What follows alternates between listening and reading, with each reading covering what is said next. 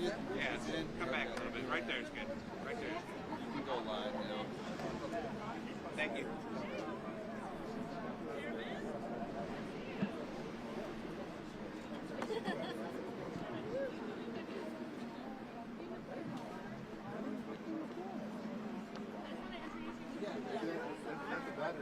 That's not just a song. Oh, wow. Yeah. Public defender's got to get my back no matter what. So. Yeah, of course.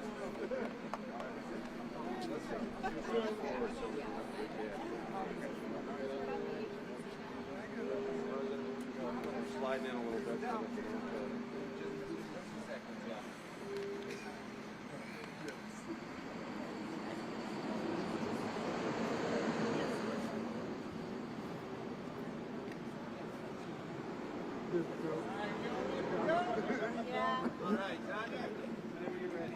Good morning. Good morning. My name is Tanya Watkins, and I'm the Executive Director of Southsiders Organized for Unity and Liberation, also known as SOUL.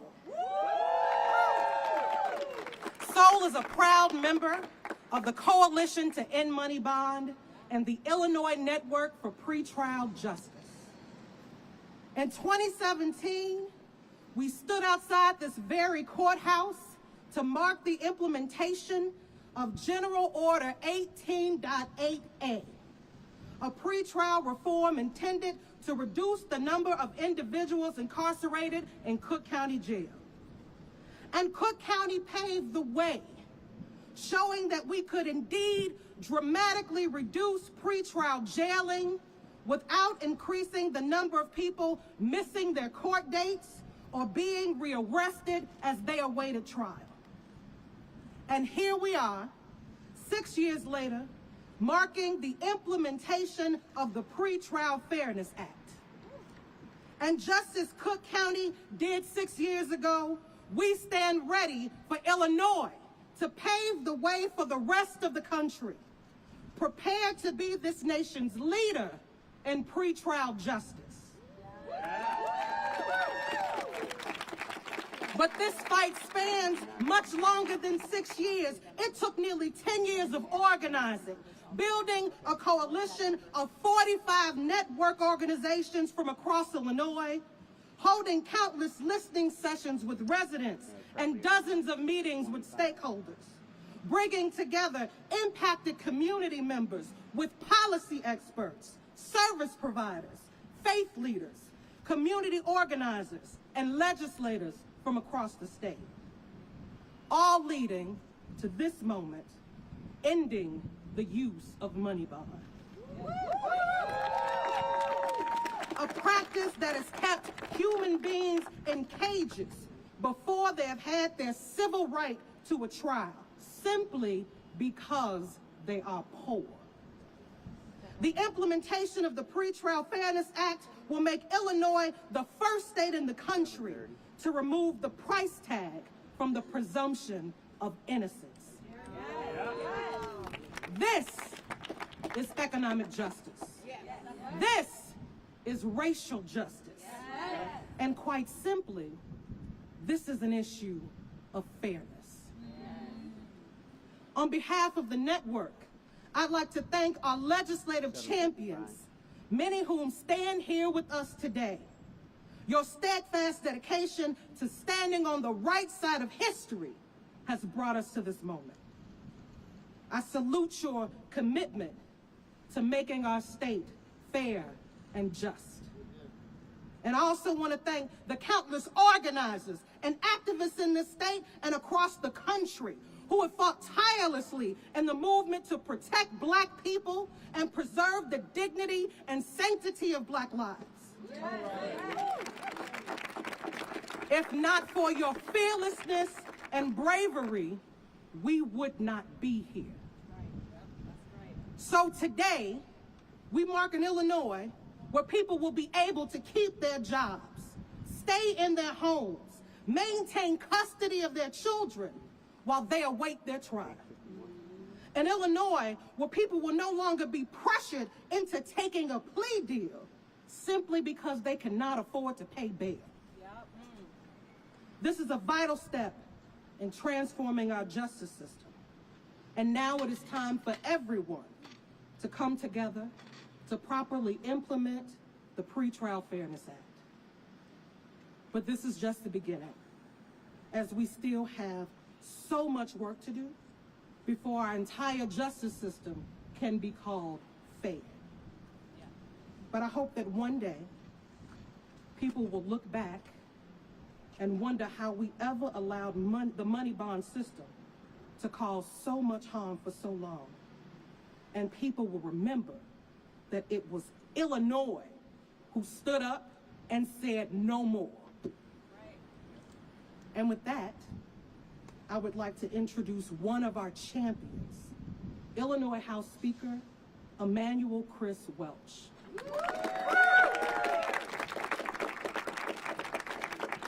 Thank you, Tanya. Good morning, everyone.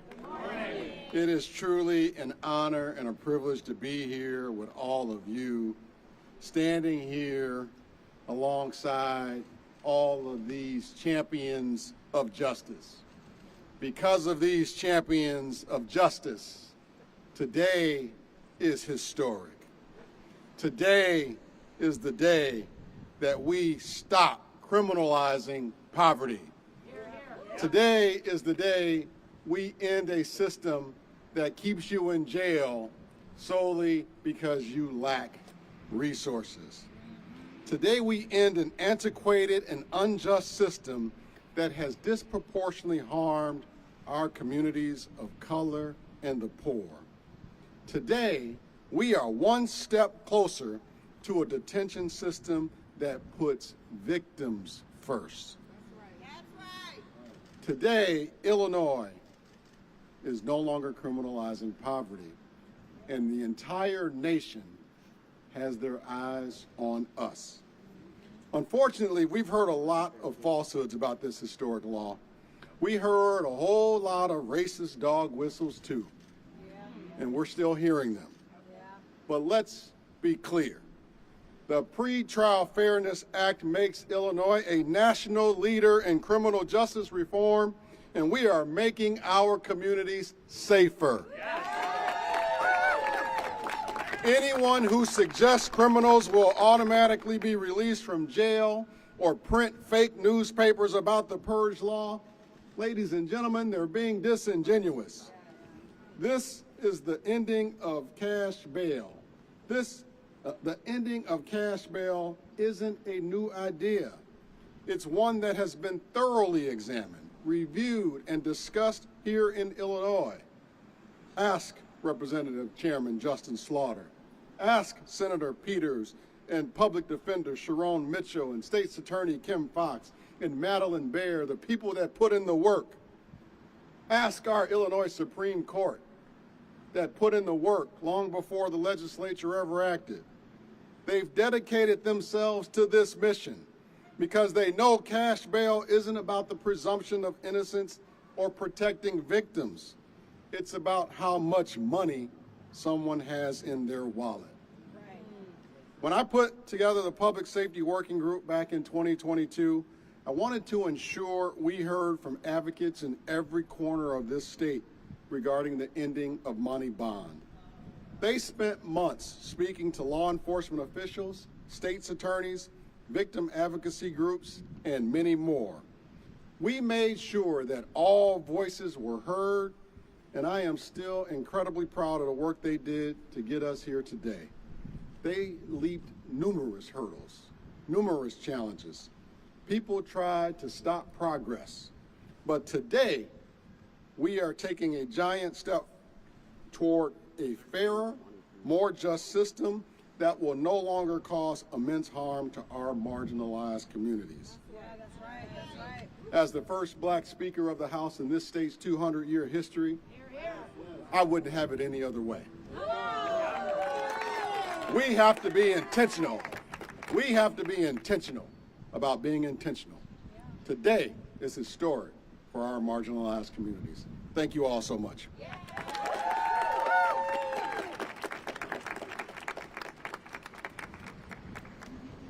Thank you, Speaker Welch. It is my honor to welcome to the podium Senate President Don Harmon. Thank you, and good morning. What a beautiful day. What a great day. There are two truths in today's politics. The first is that almost everyone agrees that the status quo must change.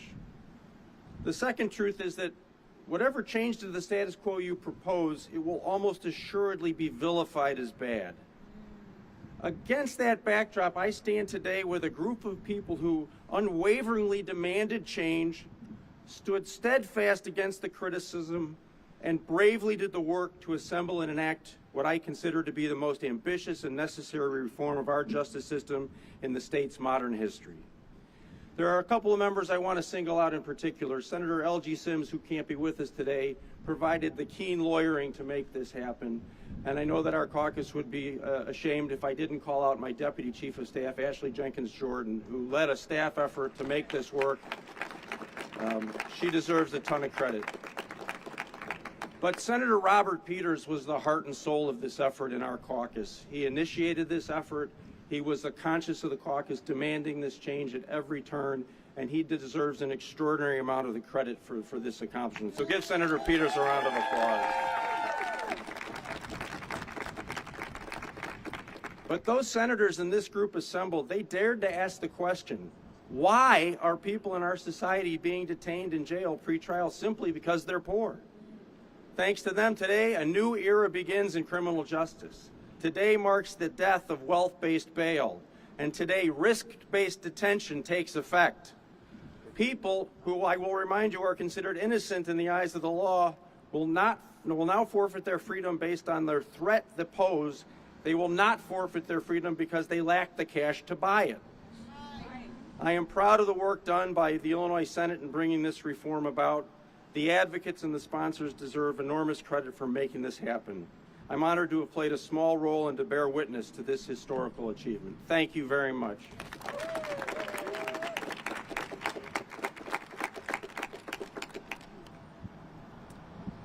The next voice that you will hear is State Representative Justin Slaughter.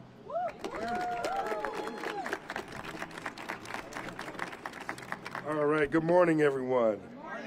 Yeah, State Representative Justin Slaughter, proud House sponsor of the SAFETY Act. It is indeed a historic day as we roll out our pretrial fairness initiative statewide. In many ways, this initiative embodies all the objectives of the SAFETY Act.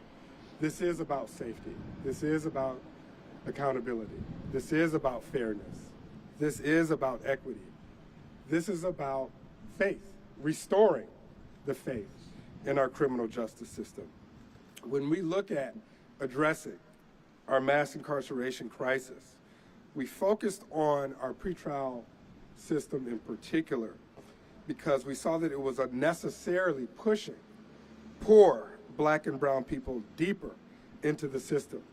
Today, we take a transformative step, a step forward, transforming our system into one that prioritizes public safety over one's financial means and social economic status.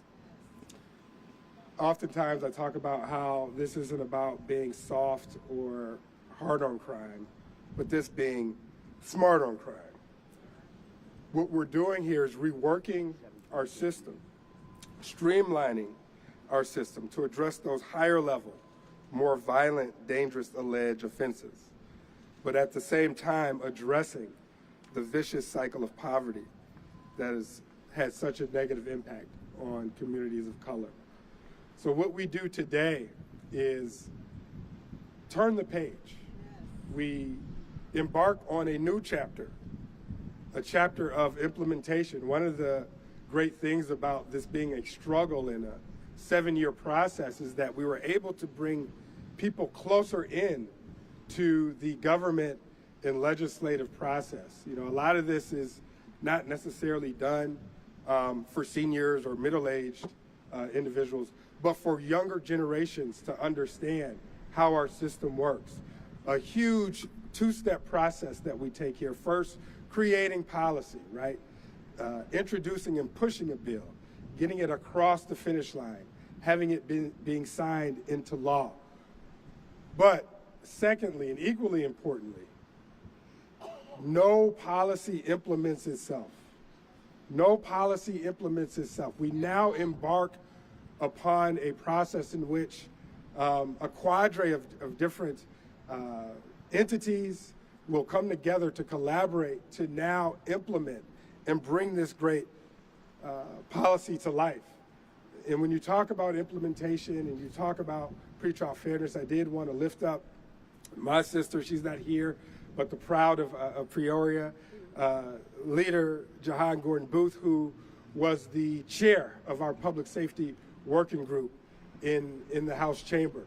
But just some things, I want to preempt some of the questions, and first just say, please be patient as the state rolls this out, okay? Just some things to look for. Some things to look for. First, there is a transition period. Those who are in the old system will be given an opportunity to either stay in that old system or bring their situation into the new system. Pay attention to that. Another thing, and a lot of the stakeholders, we spend a lot of time, energy, and effort crafting out what's called the detention net. Let's start to pay attention to what offenses are not in the detention net and which ones are. Keeping it kind of basic here, your lower level nonviolent offenses are not going to be eligible for detention, but those higher level offenses will be indeed eligible for detention. We put in a lot in place for speedy trial and remote hearings. Start to pay attention to that. Also, one hallmark of this is building out a statewide, more of a robust statewide public defenders program. You're going to be seeing more court activity, more robust hearings. What comes along with that is having more public defenders, and ultimately that will manifest into judges having more discretion to make these critical decisions. Lastly, two other things. We think that this probably is going to have an impact on electronic monitoring. Okay, start to pay attention to that. We'll see more of our population on electronic monitoring. The General Assembly is going to be paying attention to that. Again, trying to preempt some of these concerns and some of these questions here. Lastly, how do our courts, our counties, our pretrial programs deal with rolling out robust, effective programs, services, and resources for oftentimes a population that's coming from underserved communities where they've been historically disproportionately impacted when it comes to every social determinants of health. These are some critical components of this bill, of this law, that we need to pay attention to as we roll this out. Lastly, I just want to say that personally, I'm just honored and humbled to have collaborated with all of the stakeholders that you see here today. It's because of their commitment, dedication, passion, and resilience that we got this done today. I told you we were going from protest to progress. Today is progress. Thanks, everyone.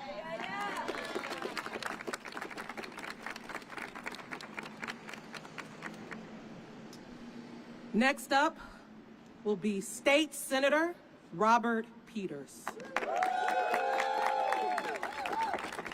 Good morning. I just want to say I was writing the speech last night and I didn't know what I should put down. And so I got a little reflective. It was 7 years ago that this coalition started to really coalesce and do work around this issue. It was made up of poor and working class people, volunteer leaders who stood in solidarity, policy advocates who knew state, city, and county government, and victims' rights groups that came together to pass a modern-day civil rights miracle. It was 7 years ago when a bunch of us came together and walked into meetings, and we were met with laughter and insults. It was 7 years ago when a bunch of us were told that what we were proposing is the impossible. But that was 7 years ago. And here we are. Here we all are. This state, the state of Illinois. This is a modern-day version of crossing the Edmund Pettus Bridge. Not in the sheer violence that one faced, but a true whose side are you on moment. This is a history point that you could say I stood in solidarity for true civil rights, economic justice, gender-based justice, massive justice and change in this state and hopefully in this country. It was 5 years ago that members of this coalition did a sit-in in the courthouse behind us, and we were laughed at. Said this would never happen, that this was impossible. Well, look at this. Here we are. Now, there are going to be right-wing attacks, those sort of obsessed with the Rudy Giuliani broken windows, those who have to feed their Trump base or their buddies. But this law is rooted in true community safety. And if folks do their job, they'll set us up onto a path of fairness, safety, and equity. We've done the Obamacare-like shenanigans in the court, have seen multiple elections, both local and state, and right-wingers have engaged in literal misinformation, fake newspapers, literal fake newspapers. I ask that they set aside their politics and their old ways and join us in giving their constituents a better life. To quote FDR, there is nothing to fear but fear itself, and those who peddle fear are only going to make matters worse. I repeat, the agents of fear who don't do their jobs are going to make their communities less safe. I want to thank all the organizers, especially someone who can't join us. Rest in peace, Malik Aleem. I want to thank elected leaders who are here with us and some who aren't, particularly Senator Scott Bennett. I want to thank the Illinois public who continues to see through the BS and understand that the last 30 to 40 years of failure must end. As I said the day the Safety Act got signed in 2021, this is just the beginning. I think of President Abraham Lincoln's extremely divisive speech. A house divided against itself cannot stand. I believe this government cannot endure permanently half slave and half free. I do not expect the union to be dissolved. I do not expect the house to fall, but I do expect it will cease to be divided. It will become all one thing or all the other. The Civil War might have ended, but the fight about who we are as a people remains. And the remnants of slavery can't keep standing, and I know we will fight every day to change that, whether that shackle is iron or electric. I will end on this. I am proud to be from Illinois because we are once again at the forefront of change. Thank you.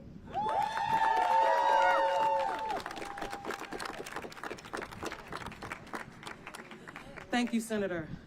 Please welcome Cook County Board President Tony Preckwinkle.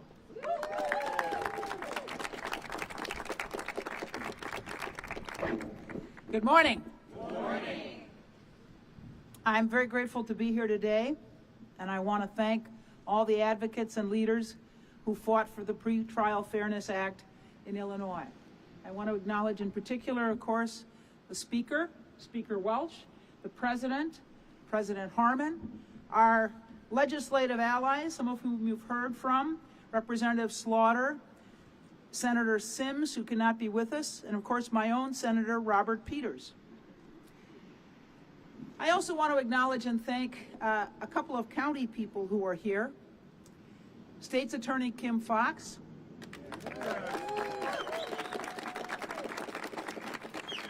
and Public Defender Sharon Mitchell.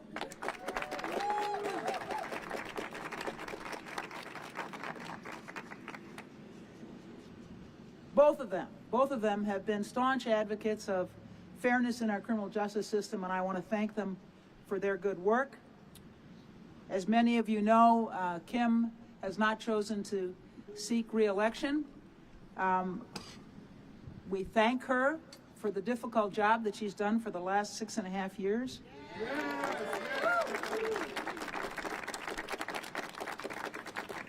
And I want to thank Sharon Mitchell, who's been with us for a couple of years now, for his good work on behalf of the public defender, always a strong advocate for those who are ground up in our criminal justice system. Today, our courts will end the use of archaic money bond. that's caused harm to countless individuals and their communities. The money bond system wrongly tied access to financial resources to pretrial freedom. The result has been countless individuals, mostly from Black and brown communities, spending days, weeks, months, years in jail just for being poor.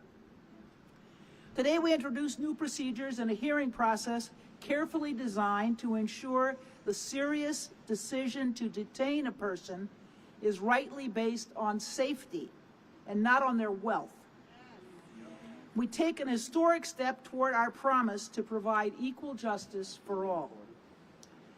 As a former history teacher, I know moments like today are an opportunity to reflect on the past and look forward to the future. When we look back, we can see how far we've come. Throughout our history, like so many jurisdictions across the nation, Cook County experienced decades of racial segregation and disinvestment. Black and brown communities were subjected to over-policing and mass incarceration. And for many years, Cook County Jail was overcrowded. We now arrive at a milestone that represents a practical and ideological shift. We stand here today to mark our departure from practices that led to the unjust pre-trial detention of so many and the destabilization of their families and communities. As we look forward, we're focused on effective, equitable, and sustainable solutions that address the root causes of crime and violence, not just now, but for future generations. Thank you.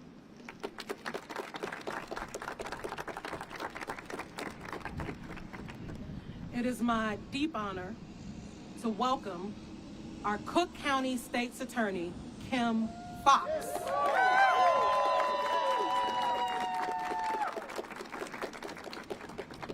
Good morning. Good morning. Today is a historic day in Illinois, and we stand, this coalition, on the right side of history. Yes. You've heard the remarks already that we have had a bail system here in Illinois that disenfranchised poor communities, and particularly poor communities of color. You've heard the rhetoric over the course of the last 2.5 years. Oftentimes, misinformation, disinformation, flat out lies.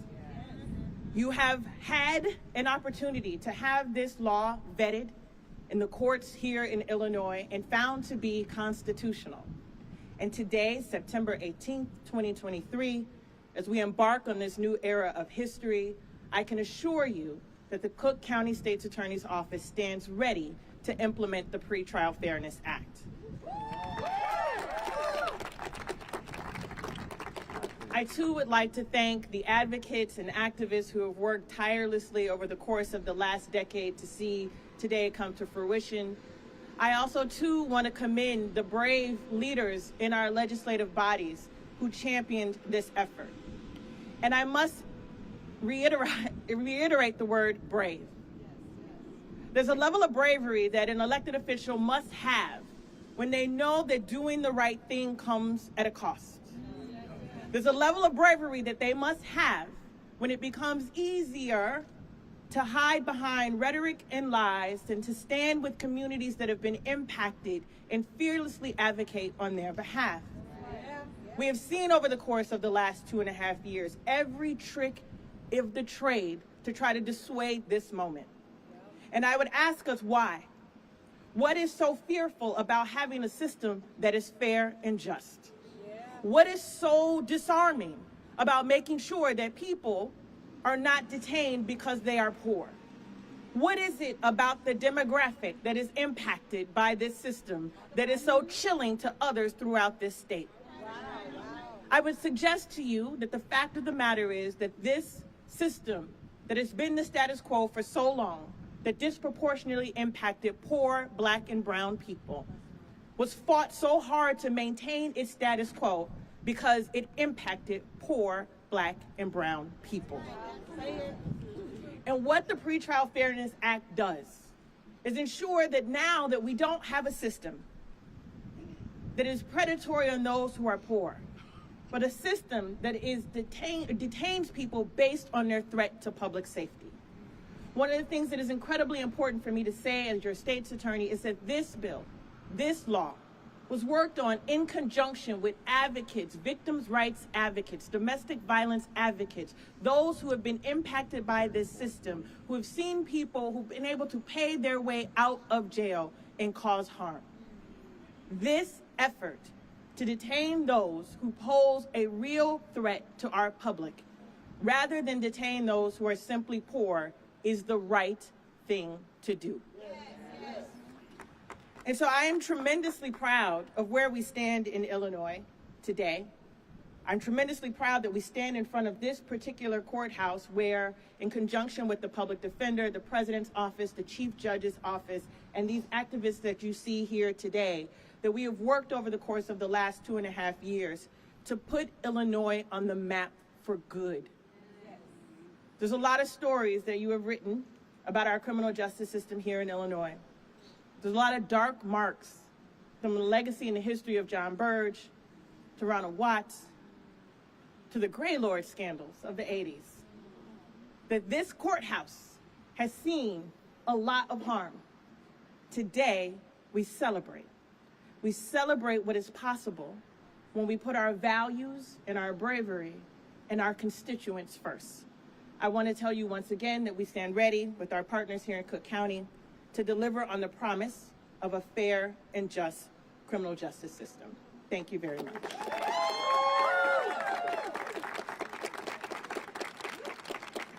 Thank you. I would now like to bring up Cook County's public defender, Sharon R. Mitchell, Jr.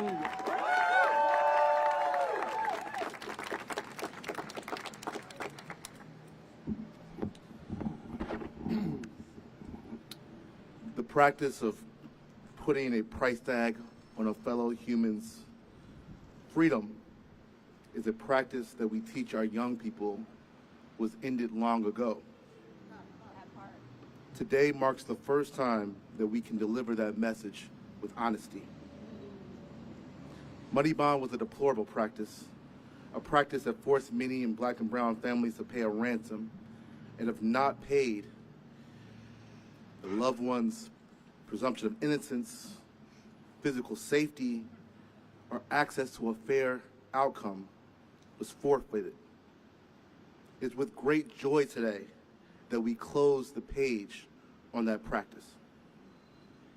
I'd be remiss if I didn't stop to thank the organizers who fought to make this happen. While we've seen reforms in this county and this country scaling back decades, a reform so extensive could not have been achieved without the blood, sweat, and tears of the Coalition to End Money Bond and the Illinois Network for Pretrial Justice.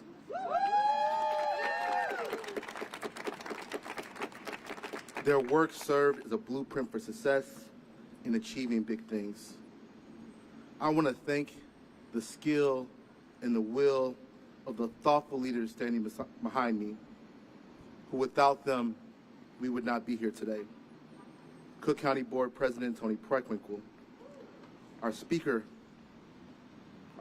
our Senate President, State Senator L.G. Sims, and Robert Peters, State Rep Justin Slaughter, State Attorney Kim Foxx, Governor J.B. Pritzker, and Lieutenant Governor Juliana Stratton. Without them, this work cannot be done. Thank you, leaders. But with a new chapter closing, a second one begins. Through the eradication of money bond and the confusing and conflicting processes that allowed for rampant, unjustified wealth-based incorporation will now end, the calls for backsliding will begin. The second chapter will ensure that the Pretrial Fairness Act is more than just words on a page, but that they are actually realized. At the Cook County Public Defender's Office, we stand ready to take that challenge, along with our partners in the organizing community and in government. Our collective resolve will be tested. We know that the vast majority of people come to court every single day with no interruption, money bond or not. Those stories like the stories of the mothers who broke their backs to free their sons, are likely not to be told with the same frequency as the outliers. When those times come, let us not forget that money bond was a broken strategy and that senseless wealth-based incarceration never solved the problems of senseless violence, no matter how much time it had to do the job.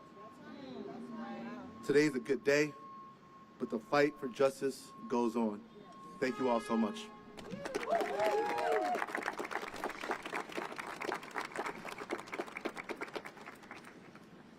Please welcome Chicago's Deputy Mayor of Community Safety, Gatewood.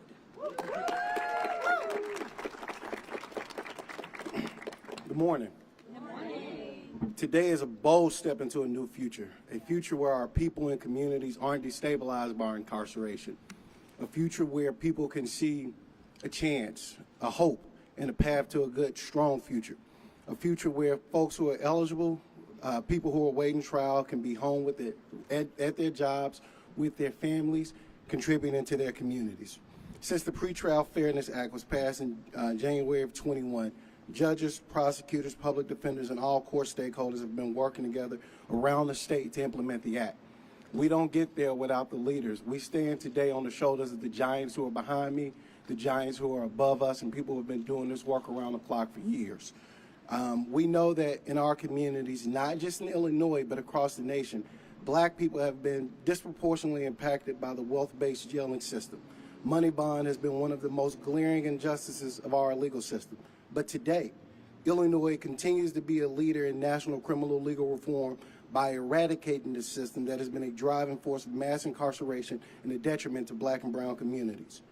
Ultimately, we will begin to reverse the trend of mass incarceration, strengthen our communities, and increase community safety across Illinois. I believe 5-10 years from now and so on, we'll see a real positive outcomes in our communities and the lives of residents because of the Pretrial Fairness Act and so much other work. Today, we are pleased to help educate the public about the Pretrial Fairness Act, and we stand along with the Illinois Network for Pretrial Justice, and we'll continue to educate and outreach with the new implementation of the system. It has been an honor to contribute our voice from the Johnson administration and prior to the Johnson administration, again, standing with these giants. We look forward to what's to come, and I look forward to our collaboration ahead so we can make sure this act is implemented properly and in the real spirit of the law. Thank you.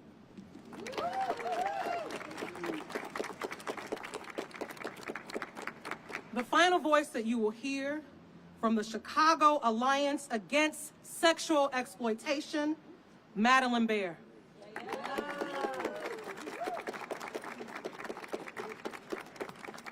Good morning. Like Tanya said, I'm Madeline Bear. I'm the Policy Director for the Chicago Alliance Against Sexual Exploitation. Our team of lawyers represent survivors of sexual assault and trafficking as victims' rights attorneys in criminal court. We're tasked with protecting the rights of victims enshrined in our state constitution. The Pretrial Fairness Act, starting today, creates a new path forward for survivors in our criminal legal system by meaningfully including them and their needs and their rights in the pretrial process. Our now former system, which I'm very excited to say, didn't make survivors safe. People could get out of jail simply because they had the money to pay, not whether they were a danger to the survivor or the public. This is one of the fundamental reasons that the victim advocacy community broadly supported this law, and we helped draft portions of this law to better protect survivors. That included a right to timely notification before any initial hearing and detention hearing, so survivors can safety plan. Survivors can choose if they want to participate in a risk assessment interview, something that before they were previously prohibited from doing. The Pretrial Fairness Act also entitles survivors to more opportunities to file protective orders at each court date. Illinois should be incredibly proud today. We are the first state in the country to abolish the use of money bail, but we're also the first state to pass significant bail reform with the support of victim advocacy organizations.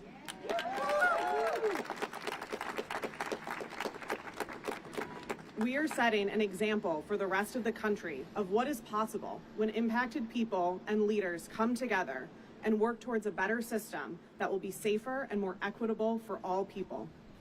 People with low incomes and who are not a danger to others will no longer be locked up simply because they can't pay bail. Instead, they get to stay in their communities, keep their jobs, support their families while their case plays out. Survivors will be able to better advocate for themselves throughout this process like they have never been able to before. This is what real community safety looks like. That's right. This is a historic moment for survivor safety, for racial justice, for community safety, and today is only day one. We have been looking forward to this day and are excited about what our new system holds for community and survivor safety. Thank you.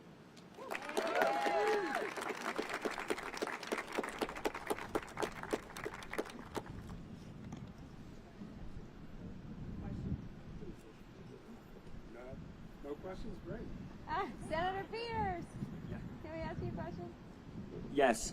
So, Jessica with Channel 7. Hey, Jessica.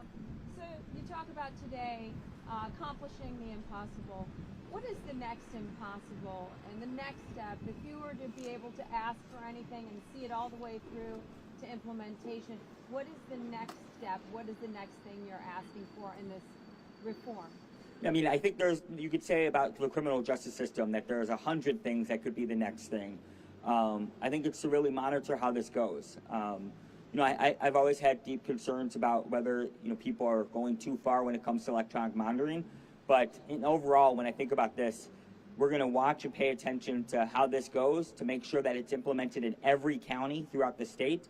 I want to say that there have been people who've been speaking out throughout this state who seem like they're hinting that they may not implement this fairly. And so what I care most about is that in every corner of this state, that we fundamentally focus on the safety and the fairness and the equality that everyone deserves in Illinois, and that this gets implemented in a fair and just manner. So to me, the most important next step is that whether you're in Madison County or Cook County, you have a fair and just system.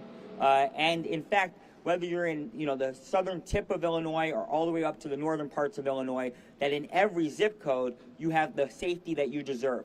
That's fundamentally what this is about. Public safety for all and not a few, and it should not matter what's in your wallet. What should matter is how you're able to go home and live your life and be able to be with your kids and not locked up simply because you're poor. So that, to me, is the key next step that we have here. Thank you.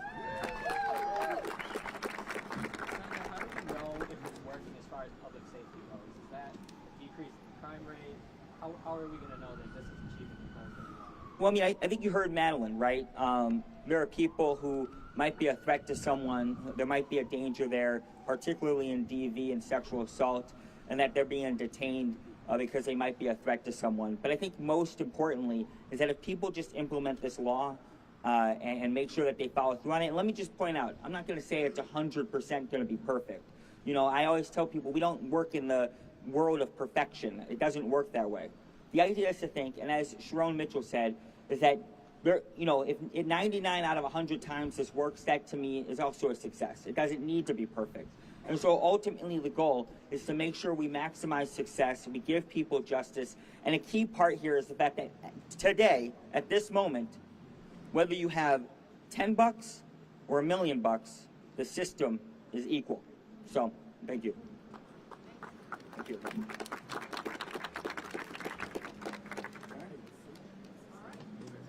Thank you all. Thanks. Thank you. Can we get a photo with our champions up front here?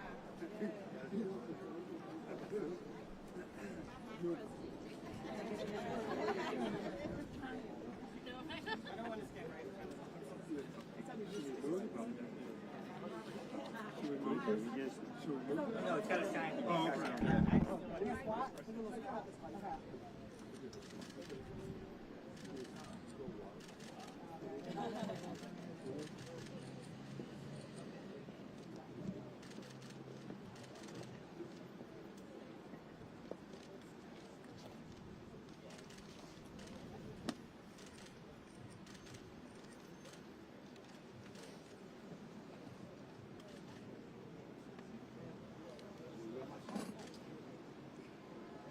Hey,